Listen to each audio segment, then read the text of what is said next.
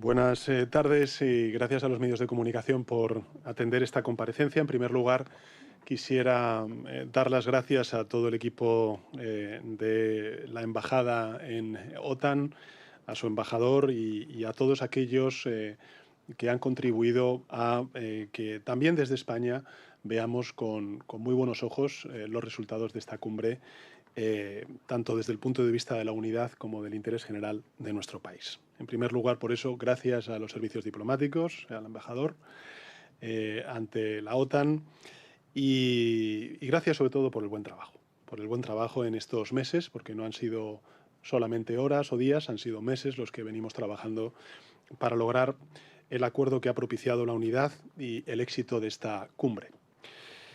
Quisiera comenzar también agradeciendo, como no puede ser de otra manera, nosotros, y yo en particular fui presidente del gobierno entonces, a nuestros anfitriones, al primer ministro Schoff y a los holandeses, al pueblo holandés, al que quiero reiterar expresamente el agradecimiento de España, el reconocimiento por la extraordinaria organización de esta importante cumbre de la OTAN.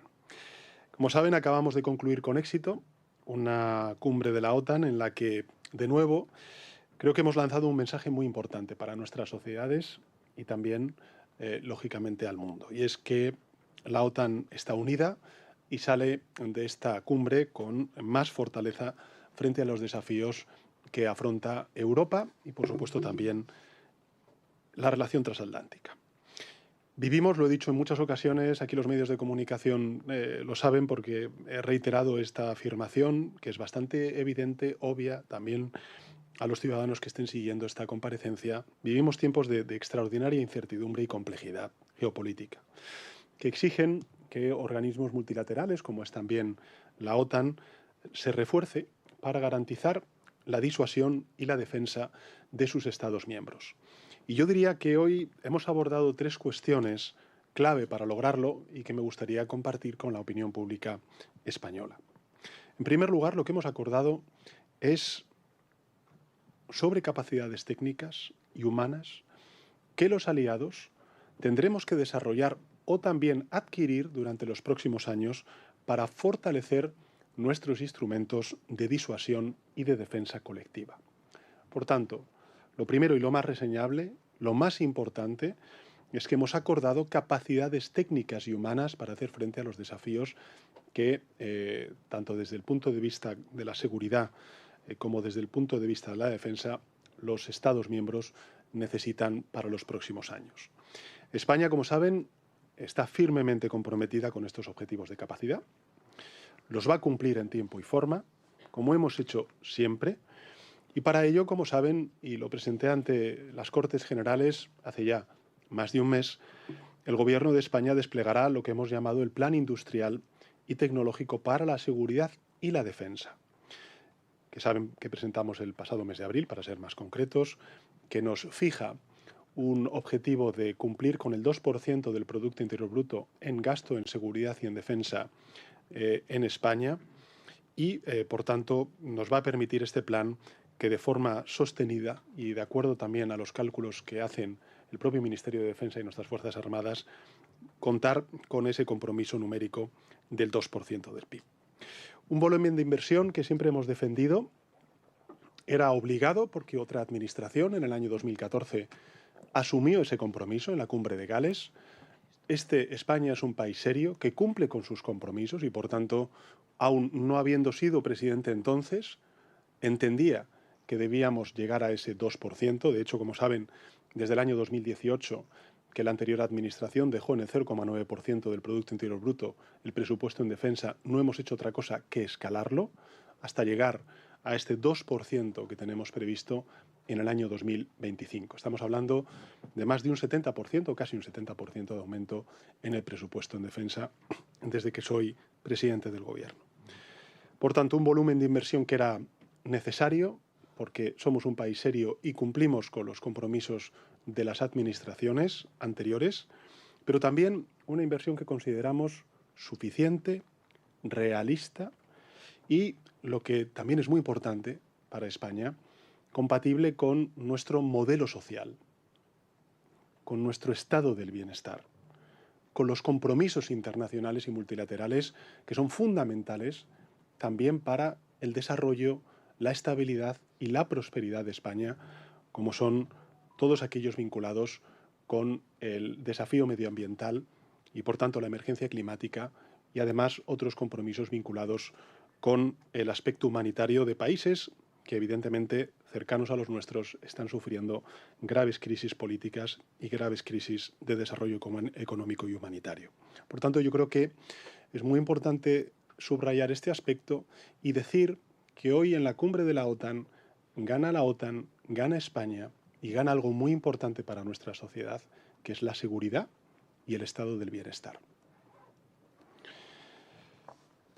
Quiero, en este sentido, agradecer al secretario general de la OTAN, a mi amigo Mark Rutte, y por supuesto a todo su equipo, y al equipo de negociación que, sin duda alguna, también está aquí presente por parte del Gobierno de España. A lo largo de estos meses, a lo largo de estos últimos días y últimas horas, pues nos han permitido llegar a este acuerdo. También quiero agradecer a todos los aliados su respeto a la soberanía de España y su voluntad de entendimiento y de llegar a un acuerdo. Hemos alcanzado, yo creo que un acuerdo que es fiel al espíritu multilateralista que tiene la sociedad española en una amplia mayoría y que nos satisface a todos los Estados miembros de la Alianza. Con él quiero decirle a la ciudadanía que España va a cumplir con las capacidades acordadas y va a seguir siendo una pieza clave en la arquitectura de la seguridad europea, tanto en el flanco sur, al que pertenecemos geográficamente, como también en el flanco oriental. Por cierto, en el flanco oriental, como saben ustedes, y quiero además rendir tributo al trabajo, ministra de Defensa, que hacen nuestros soldados en este flanco, tenemos desplegados nada más y nada menos que casi 3.000 efectivos apoyados por vehículos y tecnología puntera desde hace ya un tiempo. 3.000 profesionales que están ahí, en primera línea, defendiendo a Europa y demostrando hasta qué punto el compromiso de España con la Alianza es firme y es constante. En segundo lugar, hoy hemos hablado también de industria. Y yo quisiera poner también aquí el énfasis, porque estamos hablando de desarrollo económico, de prosperidad, de economía, de empleo, de empresa. ¿Industria para qué? Bueno, pues para adquirir las capacidades requeridas, ya sean europeas, estadounidenses o norteamericanas, que vamos a tener que colaborar y desarrollar conjuntamente cadenas de producción que sean eficaces y que puedan pertrechar a nuestras Fuerzas Armadas de los recursos y las capacidades que necesiten para hacer frente a esos desafíos, pero también, y al mismo tiempo, y esto es muy importante porque estamos exigiendo a nuestros ciudadanos un esfuerzo, que también se paga, lógicamente, con sus impuestos, que cree riqueza, empleo, industria y empresa en nuestro país, en nuestro continente, en el territorio europeo. En este sentido, saben, y he hecho expreso en mi intervención este aspecto, que la Unión Europea está trabajando en ello, poniendo en marcha programas importantes, como por ejemplo el de Safe Europe, que saben ustedes presentó la Comisión Europea hace ya unos meses, próximamente el EDIP, que van a contribuir, yo creo que de manera significativa, a fortalecer y a ampliar la base industrial europea y, por tanto, de la Alianza Atlántica. Sabemos que hay todavía mucho que hacer, porque por muchos recursos que pongamos, es evidente que si no gastamos bien, si no gastamos conjuntamente, si no invertimos de manera mucho más eficiente, pues no vamos a poder lograr las capacidades que nos hemos propuesto. Por eso, lo que espero es que mañana, en el Consejo Europeo en Bruselas, bueno, pues hablemos menos de porcentajes de PIB y hablemos más de coproducción, de compras conjuntas y de un aspecto fundamental que es la interoperabilidad. En mi opinión, en opinión del Gobierno de España, estas son las soluciones clave para resolver el problema que tenemos de autonomía estratégica en Europa. Coordinación, eficiencia, unidad, y esa unidad pues tiene que ser europea y tiene que ser transatlántica. Y por último, y quisiera también hacer referencia a ello, hoy hemos hablado de cómo seguir apoyando a Ucrania. ante la guerra de agresión que sigue padeciendo por parte del neoimperialismo de Putin.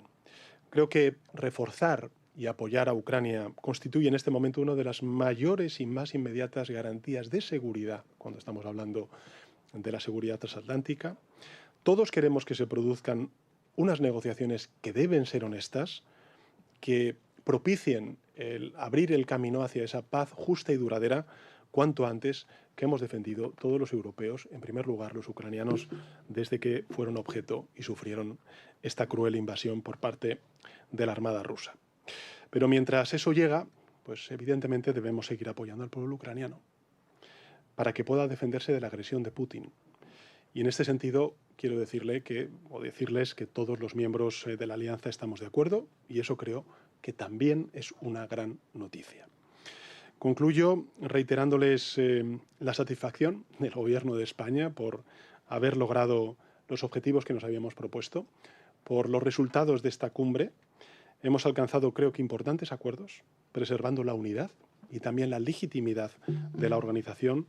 Y en el caso de España, lo hemos hecho desde la firme coherencia con nuestros valores, con nuestro compromiso con la OTAN y en la defensa de lo que consideramos más adecuado de cara a nuestro interés general, al interés de nuestra nación. Respetando, lógicamente, la voluntad de los demás, faltaría más, pero también siendo respetados. Algo que, de nuevo, quiero agradecer a nuestros aliados y también, lógicamente, al secretario general de la OTAN. Y hasta aquí, pues, esta breve introducción y a disposición de los medios de comunicación para responder a sus preguntas. Gracias, presidente. Carlota, 4. Hola, ¿qué tal? Buenas tardes, presidente. Usted ha dicho que España va a cumplir...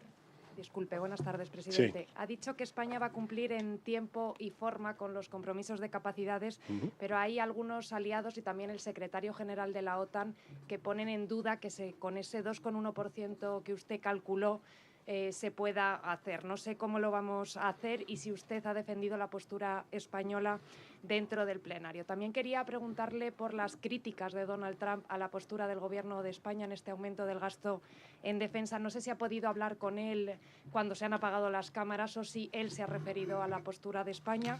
Y por último, en clave más nacional, quería preguntarle por la última decisión del juez Peinado sobre el Ministerio de Justicia. Pide que se le impute. No sé si ha podido leer la exposición motivada. ¿Qué le parece esa petición y la exposición motivada del juez? Gracias. Bueno, muchas gracias por sus preguntas. Sobre capacidades, yo creo que es muy importante reiterar a los ciudadanos para que conozcan de primera mano cómo funciona, cómo trabaja la OTAN por dentro. Cada 4 años la OTAN lo que hace es definir unos desafíos y también proponer unas capacidades. Y los Estados miembros lo que hacen es acordar esas capacidades. Nosotros hemos hecho eso, como saben ustedes, el pasado, creo recordar, 5 de junio. Es decir, podríamos decir que antes de ayer. No estamos hablando de hace 1 año, 2 años. Por tanto, simplemente un matiz. Cuando usted dice que yo he sido quien ha dicho el 2,1%, no soy yo. Son las Fuerzas Armadas. Es el Ministerio de Defensa quien dice que esas capacidades que han sido acordadas, nosotros y el resto de Estados miembros dentro de la Alianza Atlántica, se pueden responder con un 2,1% de nuestro Producto Interior Bruto. Por tanto, no he sido yo. No. Al contrario, creo que en esta cuestión quien no ha sido en absoluto arbitrario es España. Hemos sido absolutamente rigurosos porque queremos cumplir con la Alianza Atlántica, porque nosotros somos un socio fiable, un socio que está dentro de los 5 países OTAN que más tropas desplegadas tiene en el frente oriental. Y ustedes, además, muchos de ustedes me han acompañado en algunas de estas visitas que hemos hecho a nuestras Fuerzas Armadas desplegadas desde hace ya un tiempo, desde el inicio de la guerra en el frente oriental. Por tanto, lo que quiero decir con esto es que el 5 de junio se acordaron esas capacidades. Las Fuerzas Armadas de España lo que dicen es que podemos cumplir con esas capacidades con un 2,1% del Producto Interior Bruto, y a mí esto me parece la clave. El debate, y es lo que ha defendido siempre España, no es cuánto vamos a gastar. Una alianza se basa en qué capacidades necesitamos aportar cada Estado miembro para hacer frente a los desafíos comunes que tiene esa alianza. Esa es la posición que ha tenido siempre España y me parece que es de pura lógica, de puro sentido común. Y efectivamente yo creo que tanto en la declaración como en las cartas que nos hemos intercambiado el secretario general de la OTAN y yo mismo, queda clara cuál es la posición y la solución que hemos encontrado. 1, flexibilidad dentro de la declaración. 2, unas cartas que dicen cosas, yo creo que son bastante elocuentes y que, aprovechando que seguro hay muchos españoles viendo esta declaración, pues voy a citar textualmente. Dice el secretario general lo siguiente, y abro comillas. La declaración que hemos aprobado hoy dará a España la flexibilidad para determinar su propio camino, para alcanzar sus objetivos en capacidades y determinar los recursos anuales necesarios como porcentaje del Producto Interior Bruto. Cierro comillas. Por tanto, quien quiera entenderlo, que lo entienda. Creo que se respeta la soberanía nacional de nuestro país y, además, creo que es muy relevante decirlo porque nosotros hemos respetado la del resto. Si hay países que quieren gastar o invertir el 5, el 6, el 7%, nosotros no podemos ponerlo eso en duda ni en cuestión, respetando su soberanía. Aquí la clave es responder a las capacidades que se nos proponen y que acordamos con la OTAN. Por tanto, bueno, cada 4 años se ha hecho ese ejercicio, hemos cerrado ese acuerdo el pasado 5 de junio y, por tanto, pues hasta el 2029 efectivamente no se hará una renovación de esas capacidades, pero la previsión que tenemos, en efecto, es del 2,1%, como hemos sostenido tanto pública como privadamente durante todos estos meses de negociación. Sobre las declaraciones del presidente de Estados Unidos, decirle no he tenido ocasión de poder saludarle, ni de poder intercambiar tampoco unas palabras con él, pero en todo caso todos los Estados miembros saben de la garantía, de la confianza, de la predictibilidad, del compromiso que tiene España con la OTAN. Y eso, además, no son palabras vacuas. Es que están los presupuestos, nos hemos comprometido a llegar al 2%, siendo una administración que no adquirió ni asumió ese compromiso en el año 2014. Y además tenemos desplegadas casi 3.000 efectivos, tenemos desplegados casi 3.000 efectivos en el frente oriental. Yo creo que a eso es, digamos, está fuera de toda duda, ¿no? Y finalmente, sobre la cuestión última que me decía, sobre el juez Peinado, pues, ¿qué quiere que le diga? Que el tiempo pondrá las cosas en su sitio. Carlos Cue.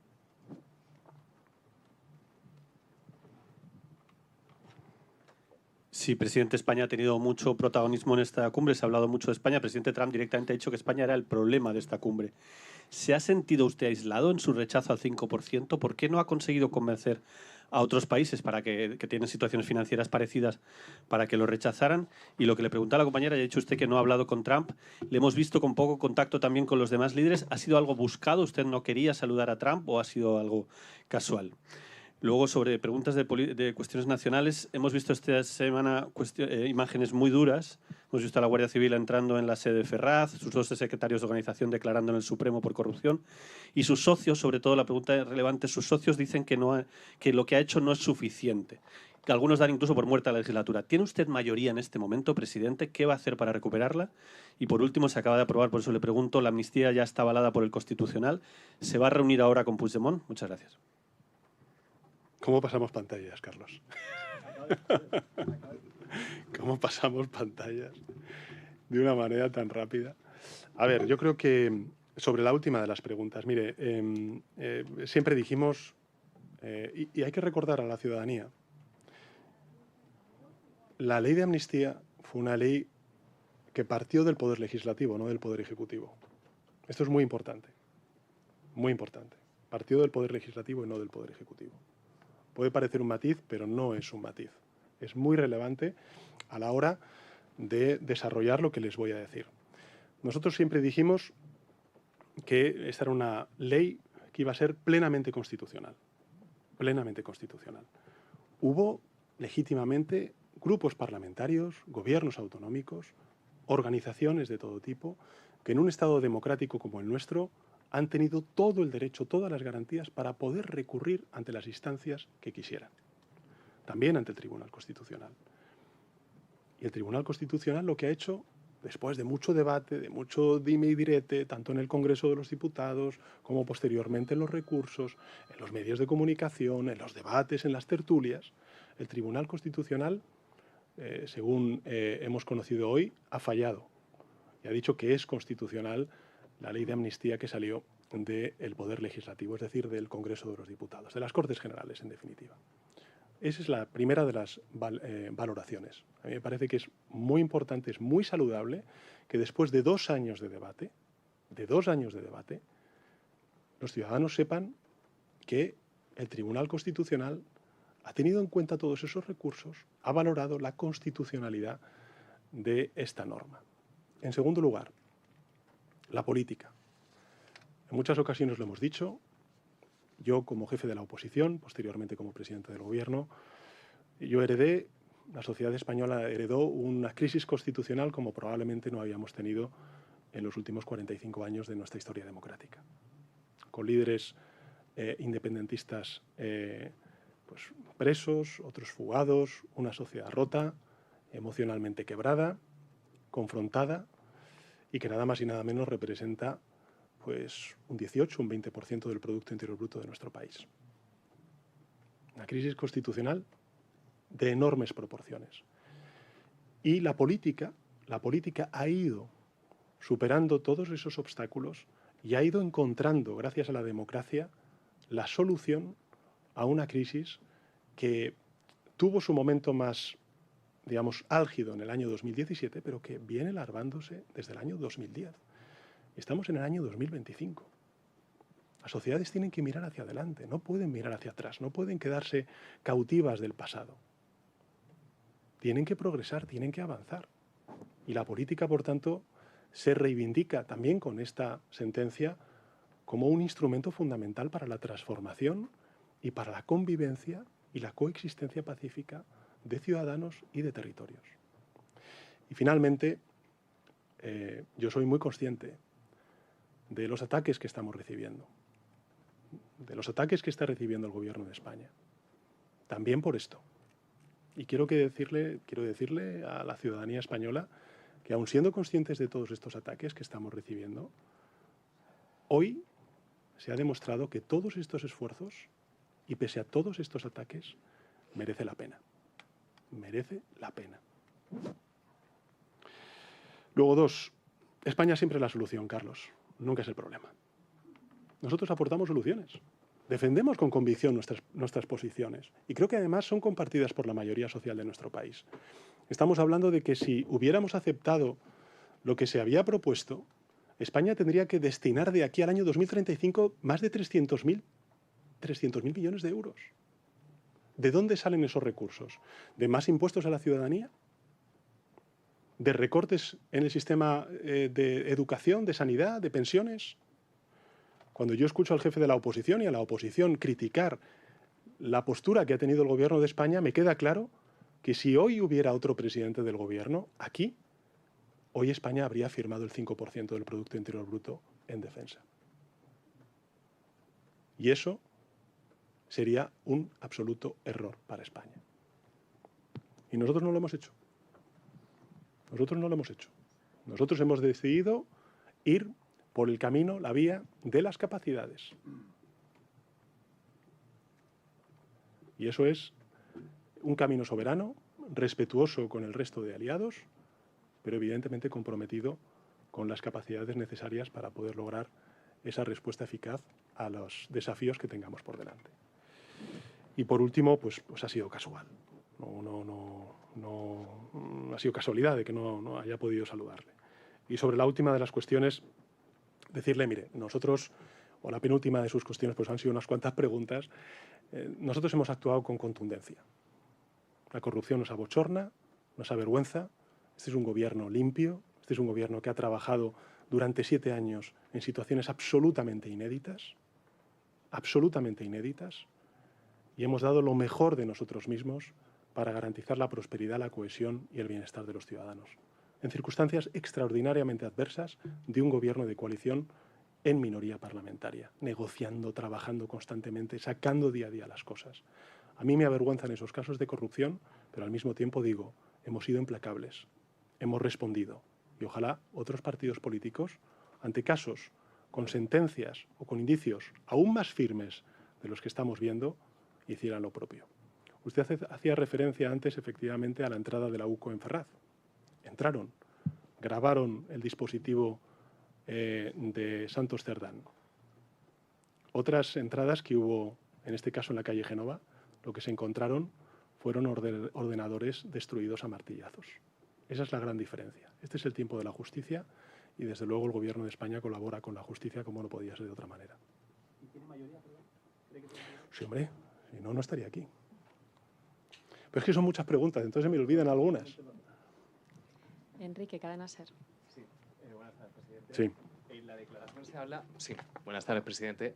En la declaración se habla de una revisión del cumplimiento de esos objetivos o capacidades en el año 2029.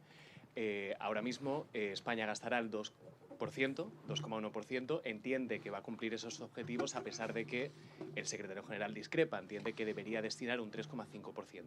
Si en 2029 sigue existiendo esa discrepancia, si en 2029 la OTAN entiende que con el 2% no llegamos, ¿habrá una revisión o España tendría que gastar más?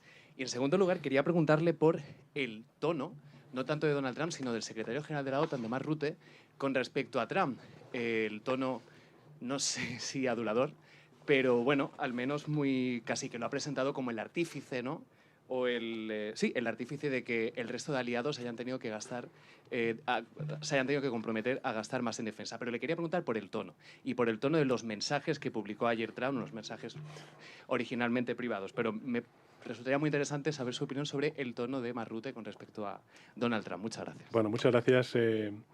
Yo sobre el tono, sobre los contenidos de los mensajes, no me voy a pronunciar. Cada cual que saque sus conclusiones, ¿no? España es un país soberano y es un país solidario.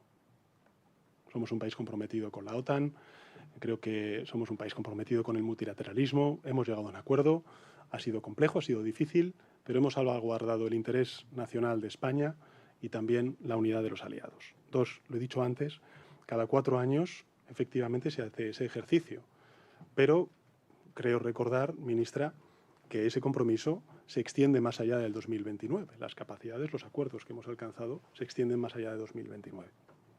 En todo caso, yo le agradezco que me haga esa pregunta para 2029, porque eso me da ánimo a pensar que a lo mejor continúo siendo presidente del Gobierno. Bueno, ya veremos, esos serán los españoles.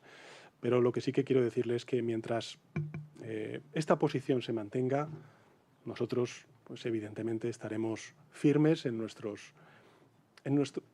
idea, en nuestra convicción de que el debate no es el gasto porcentual. El debate es qué capacidades necesitamos.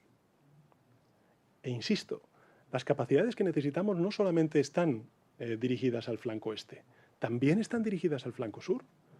Y las amenazas que tiene España pues tienen que ver con la lucha contra el crimen organizado, contra las mafias que trafican con seres humanos, es decir, la migración irregular, tiene que ver con la inestabilidad en el Sahel, tiene que ver con una serie de cuestiones en las que no necesitamos más fragatas, necesitamos más cooperación con esos países, necesitamos más inteligencia, más contrainteligencia, necesitamos más ciberseguridad.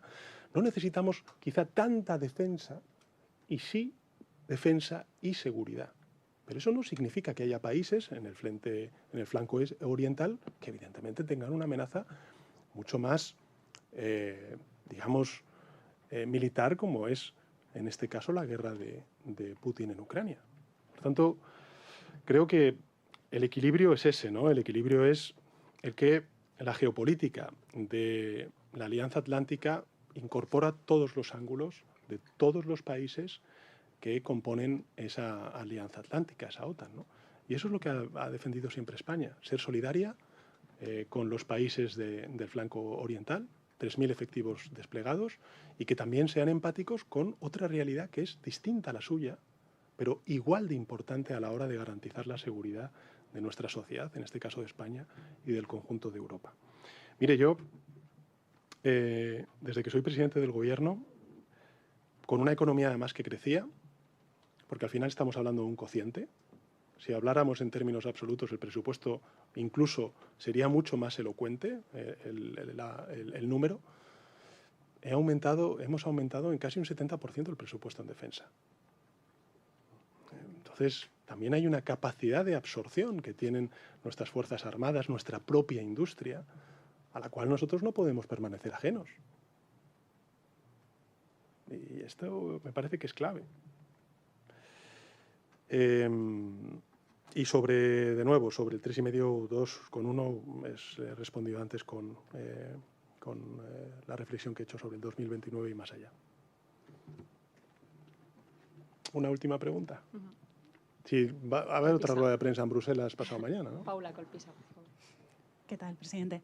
Sí, yo le quería preguntar, usted ha dicho que ha sido casual que no se haya saludado con el presidente Donald Trump, pero es cierto que al menos en las imágenes previas a la reunión de trabajo le hemos visto a usted inusualmente solo. Es decir, usted siempre estamos acostumbrados a verle dialogando, charlando con el resto de líderes. En esta ocasión no ha sido así, se ha sentado directamente en su silla. Quería saber por qué. ¿Y por qué no? Es que no sé muy bien por qué no. ¿Por qué no me puedo sentar en mi silla a preparar la intervención? Es que entiendo que ahora mismo cualquier cosa que haga, incluso si se me va a interpretar de una u otra manera, pero de verdad, no... Soy un presidente de gobierno que lleva 7 años en la oficina, conozco a todos los interlocutores, con el presidente Trump he estado también en 2018. Bueno, pues no se ha dado la casualidad, pero no significa nada, habrá más oportunidades. No sé, yo creo que también se estiran mucho las cosas, ¿no? Me parece a mí. Me parece que lo más importante es lo que hemos acordado y lo que se ha logrado. Pero, en fin, cada cual hace su crónica. Respecto al gasto en defensa, usted insiste en que el cálculo de las Fuerzas Armadas es que España puede cumplir con el objetivo de capacidades gastando o dedicando un 2,1% del PIB. Sí. Ese 2,1% del PIB es respecto al 3,5% recogido en el acuerdo de hoy, en la declaración de hoy. Quería saber qué pasa con el 1,5% restante referido a gasto genérico en seguridad. Es decir, el 2,1% del que estamos hablando no es... ¿Cuál es la comparación? Sí, no es respecto al entiendo. 2% Sí, que vamos a gastar en 2025. O Sí, sea, sí, te entiendo, Paula. Sí. Y ya la última.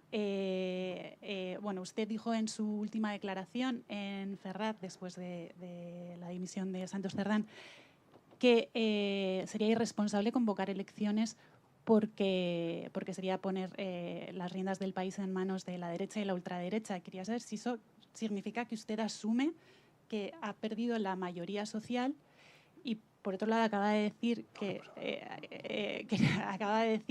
en 2029, bueno, que esto le da que la pregunta previa le da Sí. preguntas. Entonces quería saber si es que usted está decidido a volver a presentarse a las próximas elecciones generales. Gracias. Pues sí, estoy decidido a presentarme otra vez a las elecciones generales y en 2027.